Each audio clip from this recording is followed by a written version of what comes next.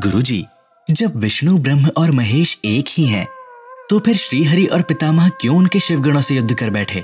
तुम्हारा प्रश्न अपनी जगह पर ठीक है महेश, और इसका उत्तर भी बहुत रोचक है।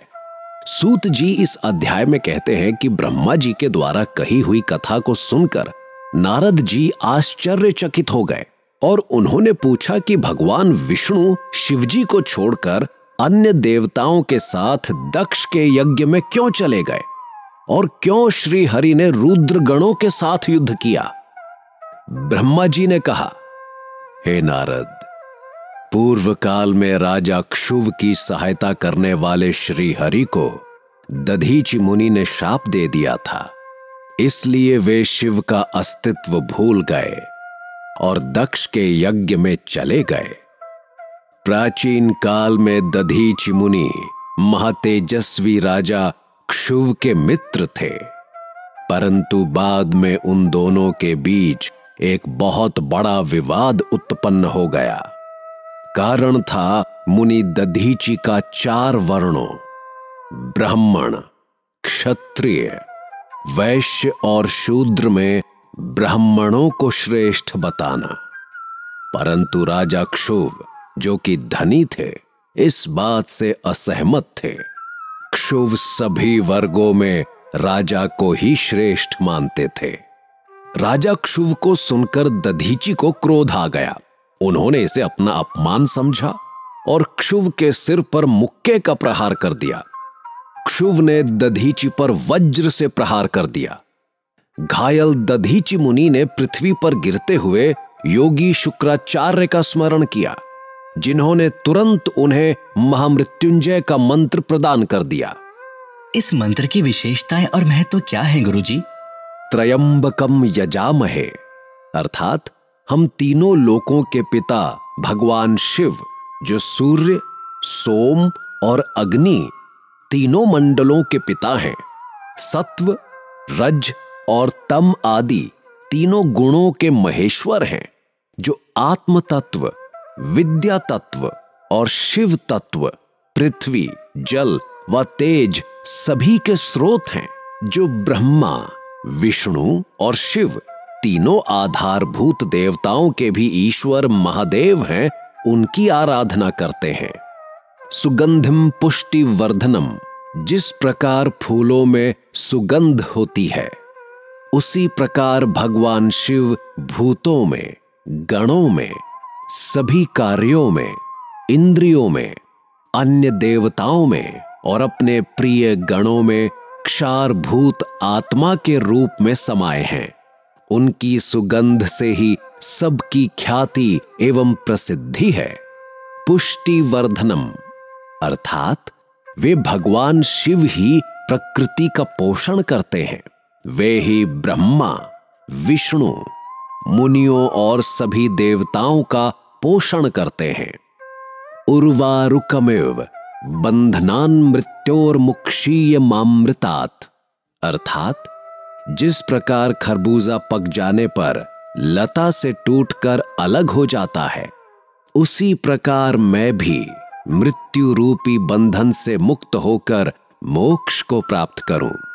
महेश, भगवान शिव अपने भक्त को मृत्यु के बंधनों से मुक्त कर देते हैं और उसे मोक्ष प्रदान करते हैं। यह महामृत्युंजय मंत्र संजीवनी मंत्र है। तुम नियम पूर्वक भगवान शिव का स्मरण करके इस मंत्र का जाप करो। इस मंत्र से अभिमंत्रित जल को पियो। इस मंत्र का जाप करने से मृत्यु का भय नहीं रहता। इसके विधिवत पूजन करने से भगवान शिव प्रसन्न होते हैं। वे सभी कार्यों की सिद्धि करते हैं और सभी बंधनों से मुक्त कर मोक्ष प्रदान करते हैं। ब्रह्मा जी नारद से बोले, नारद, दधीचि मुनि को इस प्रकार उपदेश देकर शुक्राचार्य अपने निवास पर चले गए।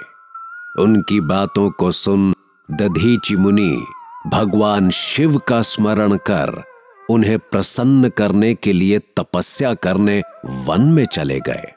उनकी इस निस्वार्थ भक्ति से शिव प्रसन्न होकर उनके सामने प्रकट हो गए और उनसे कहा, मुनि श्रेष्ठ दधीचि, मैं तुम्हारी इस उत्तम आराधना से अति प्रसन्न हुआ हूं। तुम वर मांगो, मैं तुम्हें मनोवांछित वस्तु प्रदान करूंगा। हे देवाधिदेव, अगर आप मुझ पर प्रसन्न हैं तो कृपा कर मुझे 3 वर प्रदान करें। पहला ये कि मेरी अस्थियां वज्र के समान हो जाएं, दूसरा कोई मेरा वध ना कर सके, और तीसरा कि मैं हमेशा अधीन रहूं। शिवजी ने तथास्तु कहकर तीनों वर दधीचि को प्रदान कर दिए। तीनों मनचाहे वरदान मिल जाने पर दधीचि मुनि बहुत प्रसन्न थे। वे आनंद मग्न होकर राजा क्षुव के स्थान की ओर चल दिए। वहां पहुंचकर दधीचि ने क्षुव के सिर पर लात मारी। क्षुव विष्णु जी का परम भक्त था। राजा होने के कारण वह भी अहंकारी था।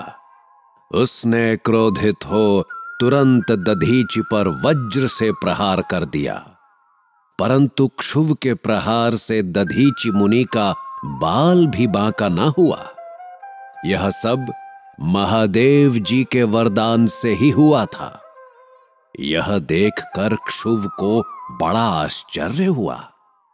तब उन्होंने वन में जाकर इंद्र के भाई मुकुंद की आराधना शुरू कर दी। तब विष्णु जी ने प्रसन्न होकर क्षुव को दिव्य दृष्टि प्रदान की। भगवान, दधीचि पहले मेरे मित्र थे, लेकिन बाद में हम दोनों के बीच में विवाद उत्पन्न हो गया। उन्होंने मेरी राजसभा में मेरे दरबारियों के सामने मेरा घोर अपमान किया। उन्होंने सबके सामने मेरे मस्तक पर अपने पैरों से वार किया। साथ ही उन्होंने कहा कि मैं किसी से नहीं डरता। भगवान, मुनि दधीचि को बहुत घमंड हो गया है। जब श्री हरि को इस बात का ज्ञान हुआ तो वे कहने लगे कि महादेव जी के भक्तों को कभी भी किसी प्रकार का भय नहीं होता है। यदि मैं इस विषय में कुछ करूं तो दधीचि को बुरा लगेगा और वे श्राप भी दे सकते हैं। उन्हीं दधीचि के श्राप से दक्ष यज्ञ में मेरी शिवजी से पराजय होगी। इसलिए मैं इस संबंध में कुछ नहीं करना चाहता, परंतु ऐसा कुछ अवश्य करूंगा जिससे आपको विजय प्राप्त हो। ब्रह्मा जी बोले, नारद, श्री हरि विष्णु अपने प्रिय भक्त राजा क्षुव के हितों की रक्षा करने के लिए एक दिन ब्राह्मण का रूप धारण करके दधीचि मुनि के आश्रम में पहुंचे। दधीचि श्री विष्णु को पहचानते हुए कहने लगे, मैं सब समझ गया हूं कि आप कौन हैं और क्या चाहते हैं, इसलिए मैं आपसे क्या कहूं। भगवान विष्णु अपने असली रूप में आ गए और महामुनि दधीचि को प्रणाम करके उनसे कहा कि वे जानते हैं कि शिव भक्तों को कभी भी किसी भी प्रकार का कोई भी भय नहीं होता है। श्री विष्णु की बात सुनकर दधीचि हंसने लगे और बोले कि भगवान शिव की कृपा से वो नहीं डरते। दधीचि के अपशब्दों को सुनकर विष्णु को बहुत अधिक क्रोध आया। उन्होंने मुनि दधीचि को समझाने का बहुत प्रयास किया। उन्होंने दधीचि को डराने के लिए कई गण उत्पन्न कर दिए, परंतु दधीचि ने अपने सत से उन्हें भस्म कर डाला।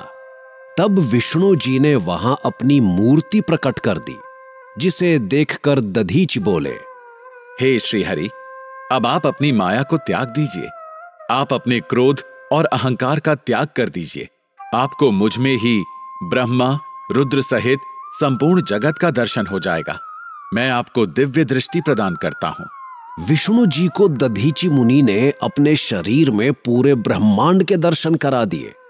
विष्णु जी का क्रोध बहुत बढ़ गया और उन्होंने चक्र उठा लिया और महर्षि को मारने के लिए आगे बढ़े, परंतु उनका अस्त्र नहीं चला। दधीचि हंसते हुए बोले, हे श्री हरि, आप भगवान शिव द्वारा प्रदान किए गए इस सुदर्शन चक्र से उनके ही प्रिय भक्त को मारना चाहते हैं, तो भला ये चक्र क्यों चलेगा। फिर भी यदि आप मुझे मारना ही चाहते हैं तो ब्रह्मास्त्र का प्रयोग कीजिए। दधीची मुनि ने धरती से मुट्ठी उठा ली और मंत्रों के उच्चारण के बाद उसे देवताओं की ओर उछाल दिया, जिससे देवताओं के सभी अस्त्र शस्त्र जलकर भस्म हो गए। तब ब्रह्मा राजा क्षुव को साथ लेकर उस स्थान पर पधारे जहां दोनों के बीच युद्ध हो रहा था। ब्रह्म ने विष्णु को बताया कि उनका प्रयास व्यर्थ नहीं जा सकता।